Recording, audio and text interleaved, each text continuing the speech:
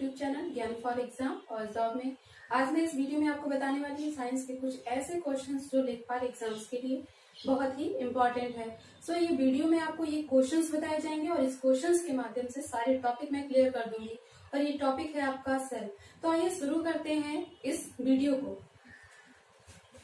शुरू करने से पहले आपको मैं ये बता दूं कि अगर आप इस चैनल पे पहली बार हैं तो इस चैनल को सब्सक्राइब कर लीजिए और पास ही दिए गए बेल आइकॉन को भी प्रेस कर लीजिए ताकि जो भी वीडियो मैं अपलोड करूं इसका नोटिफिकेशन आपको सबसे पहले मिल सके। और आप मेरे इंस्टाग्राम चैनल पर भी जुड़ सकते हैं, डिस्क्रिप्शन में आपको लिंक दे दिया गया है। आइए शुरू करते हैं सबसे पहले कि जो आपके क्वेश्चन दिए गए हैं ये क्या है और इसके इम्पोर्टेंट टर्म्स कौन कौन से हैं। सबसे पहले आपका फर्स्ट क्वेश्चन दिया गया है कि साइटोलॉजी के अंतर्गत किसका अध्ययन किया जाता है। सबसे पहले एक यहाँ पर आपको दिया गया है साइटोलॉजी।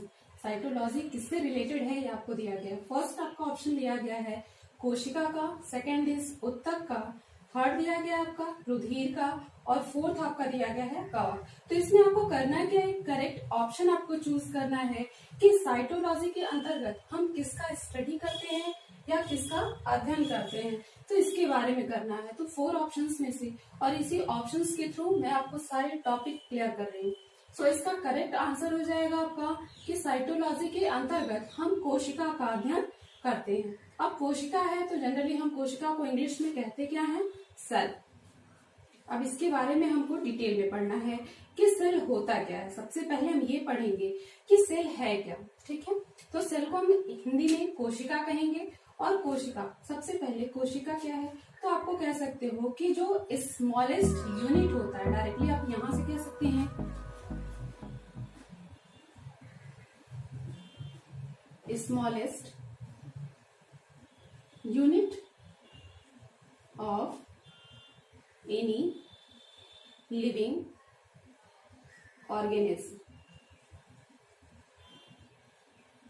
ठीक है। तो इस तरह आप कह सकते हो कि कोई भी अगर ऑर्गेनिज्म है उसकी सबसे छोटी जो इकाई होती है उसको हम क्या कहते हैं, सेल। अब यहां से आपका आता है कि सेल के बाद सेल की डिस्कवरी किसने की थी। सबसे पहले हम इस पर ध्यान देंगे। तो सेल की डिस्कवरी एक साइंटिस्ट थे रॉबर्ट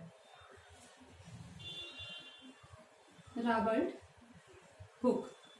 तो इन्होंने क्या किया था, सेल की डिस्कवरी की थी। अगर डिस्कवरी आपसे पूछता है कि who is discovered by cell तो आपका नाम आएगा रॉबर्ट हुक। अब यहाँ पर एक और चीज आपको मैं बता दे रही हूँ कि रॉबर्ट हुक ने सेल की डिस्कवरी या खोज तो की थी, लेकिन किसमें किया था उन्होंने, नॉन लिविंग में, मतलब कॉर्क में किया था उन्होंने, नॉन लिविंग में। यानी कि हम कह सकते हैं कि निर्जीव में। कॉर्क आप लोग देखे होंगे कि जैसे कॉर्क जो होता है तो ये नॉन लिविंग एक मटेरियल है जिसमें रॉबर्ट हुक नाम के एक साइंटिस्ट थे, इन्होंने सेल की खोज की थी। नेक्स्ट अगर आपके मन में ये भी क्वेश्चन आता होगा कि अगर ये नॉन लिविंग है या निर्जीव में इन्होंने खोज की थी तो सजीव यानी कि लिविंग में किसने खोज की। तो नेक्स्ट आपका एक टर्म आता है जिसको आप लोग जानते होंगे, एक साइंटिस्ट और है ल्यूवेनहॉक। ल्यूवेनहॉक नाम के एक साइंटिस्ट हैं, ल्यूवेनहॉक। तो इन्होंने भी सेल की खोज ही की थी, लेकिन खोज के साथ इसमें है क्या कि ये लिविंग की थी, लिविंग में, ठीक है। तो यहां से आपका टर्म आता है कि अगर डिस्कवरी आपसे पूछता है कि डिस्कवरी ऑफ सेल मतलब किसने किया था, रॉबर्ट हुक का नाम आता है। लेकिन रॉबर्ट हुक के साथ अगर लिविंग और नॉन लिविंग का केस देता है तो नॉन लिविंग में अगर पूछेगा तो आपका रॉबर्ट हुक नाम आएगा, अगर लिविंग के केस में देता है तो ल्यूवेनहॉक आता है। नेक्स्ट टर्म पे चलते हैं। इसी सेल से आपको पूछा जाता है कि लार्जेस्ट सेल, अगर सबसे बड़ी सेल आपसे पूछा जाए तो यहाँ पे आपको मिलेगा ऑस्टिस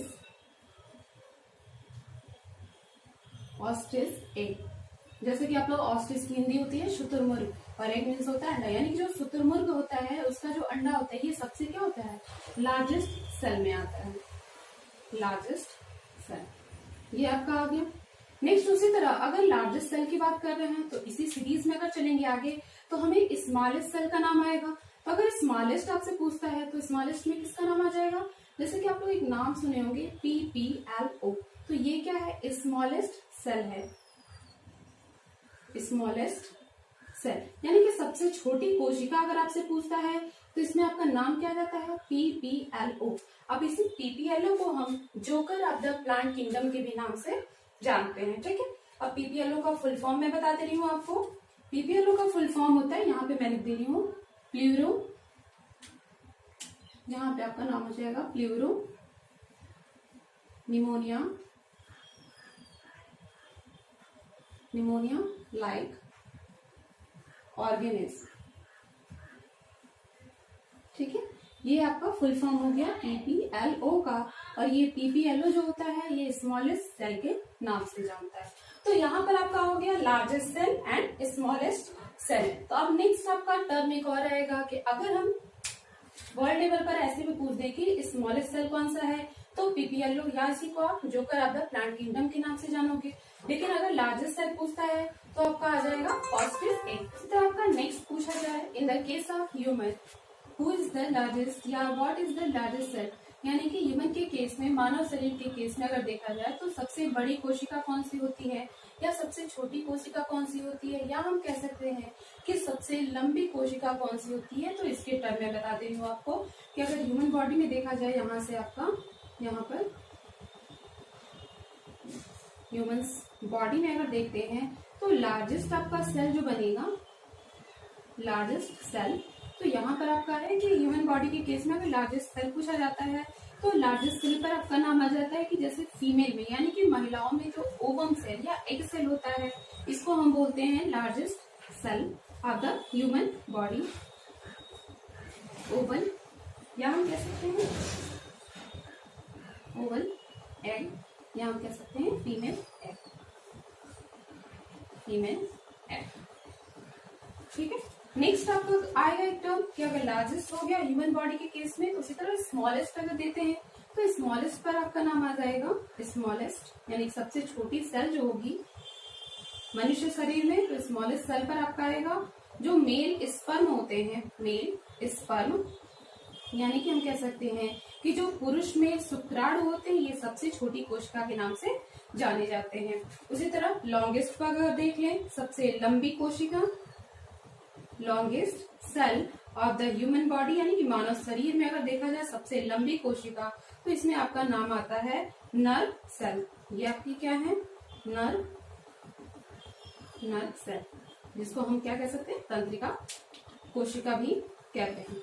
नेक्स्ट उसी टर्म में अगर चलते हैं आगे की तरफ, तो लॉन्गेस्ट आपको मिल गया, स्मॉलेस्ट, लार्जेस्ट, ये ह्यूमंस के केस में हो गया। लेकिन अगर ऑल ओवर पूछा जाए कि लार्जेस्ट सेल कौन सा है, तो ऑस्ट्रिच आपका आएगा, ostrich egg, and smallest cell पर आएगा पीपीएलओ, जिसका फुल फॉर्म हमने बताया है प्लूरो निमोनिया लाइक ऑर्गेनिज्म, और इसी पीपीएलओ को हम joker of the plant kingdom के भी नाम से जानते हैं। इस तरह नेक्स्ट पॉइंट पर चलते हैं। नेक्स्ट पॉइंट पे आपको दिया गया है कि अगर सेल की ही बात कर रहे हैं तो सेल में एक आपको टर्म मिलता है कि आत्महत्या की थैली, यानी कि हम कह सकते हैं सुसाइडल बैग। तो ये सुसाइडल बैग हम किसको कहते हैं, तो यहाँ पर आपको मिलेगा जैसे लाइसोसोम, लाइसोसोम एक सेल के बॉडी के अंदर, जैसे कि अगर मान लीजिए ये आपका सेल है, तो इसमें क्या होता है कि स्ट्रक्चर पाया जाता है जिसका नाम क्या होता है, लाइसोसोम, और इसी लाइसोसोम को हम कहते क्या है, सुसाइडल,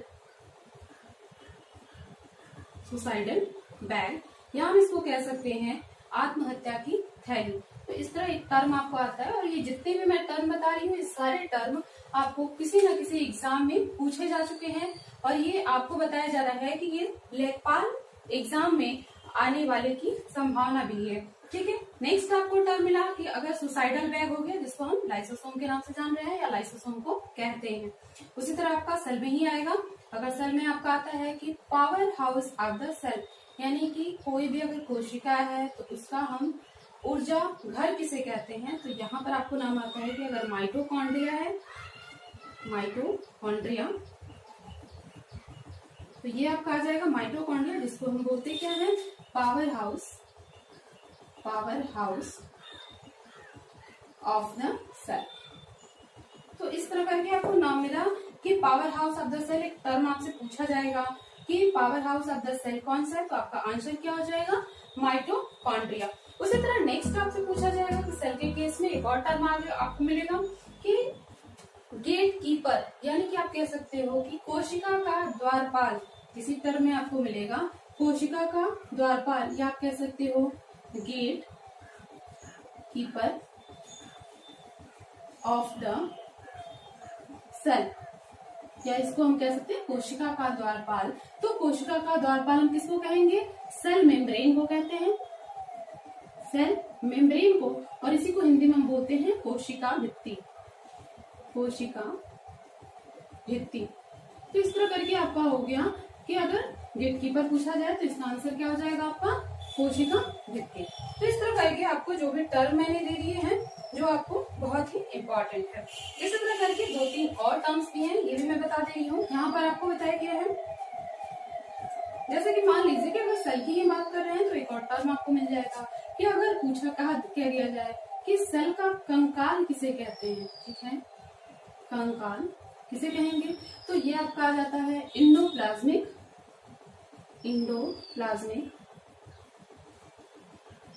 रेटिकुलम,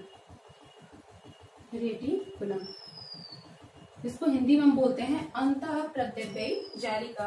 तो इसी तरह सेल ऑफ द स्केलेटन अगर आपसे पूछा जाए तो इसका आंसर आपका हो जाएगा एंडोप्लाज्मिक रेटिकुलम। तो इतने आपको टर्म्स मिल गए सेल के अकॉर्डिंग कि सेल में सबसे पहले इसकी डिस्कवरी किसने की थी। आपका है कि अगर लिविंग और नॉन लिविंग के बेस पर आपको पूछा जाए तो ये 2 आपके साइंटिस्ट के नेम आते हैं। और इसी तरह ऑल ओवर एक और आपको मैं टर्म बता दे रही हूँ कि अगर सेल की डिस्कवरी हो गई तो सेल के साथ एक सेल थ्योरी भी आती है।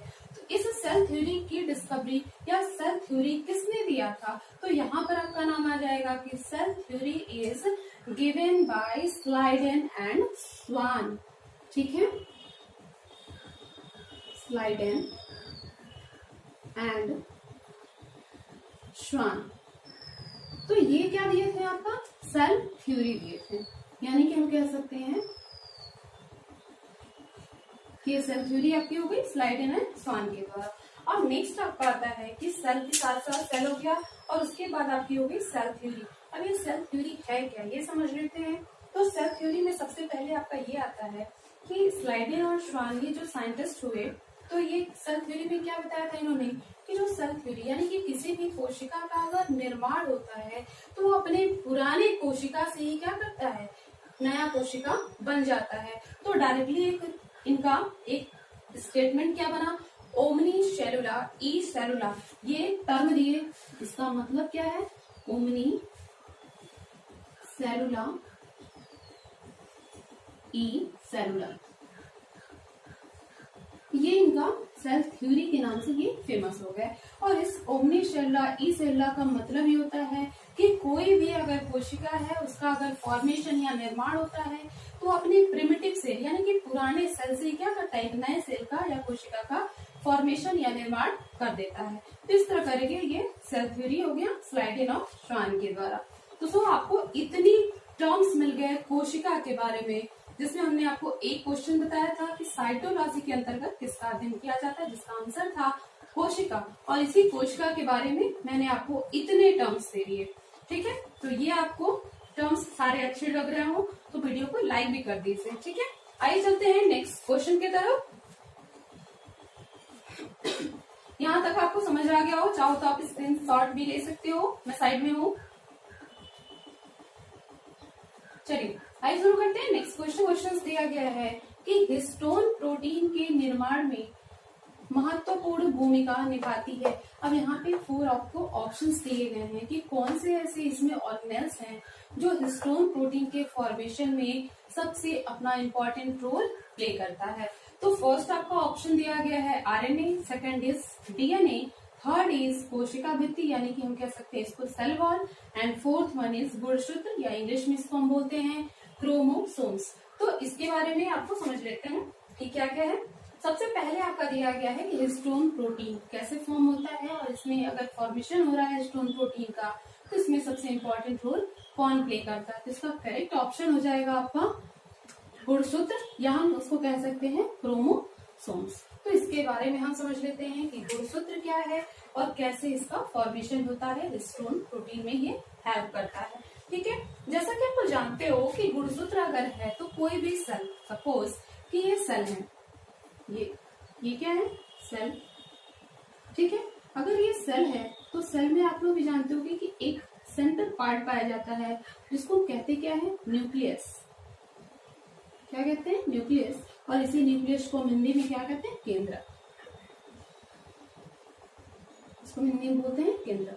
तो इसी केंद्र के अंदर क्या पाया जाता है, डीएनए पाया जाता है।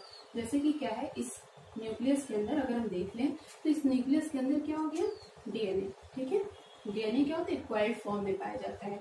और यही डीएनए अगर हम अलग से आपको निकाल के दिखाते हैं, जिस आपको डीएनए इस फॉर्म में मिलेगा। ठीक है, और इसी डीएनए पर क्या होता है कि छोटे छोटे क्रोमोसोम्स ऐसे बीट्स फॉर्म में ऐसे पाए जाएंगे। ठीक है, तो ये आपके हो गए क्रोमोसोम्स। अब क्रोमोसोम्स पर भी क्या होता है कि जैसे अगर हम पर्टिकुलर क्रोमोसोम्स का अगर स्ट्रक्चर देखते हैं तो क्रोमोसोम्स आपके ऐसे हो जाएंगे, ये आपके क्रोमोसोम्स हैं।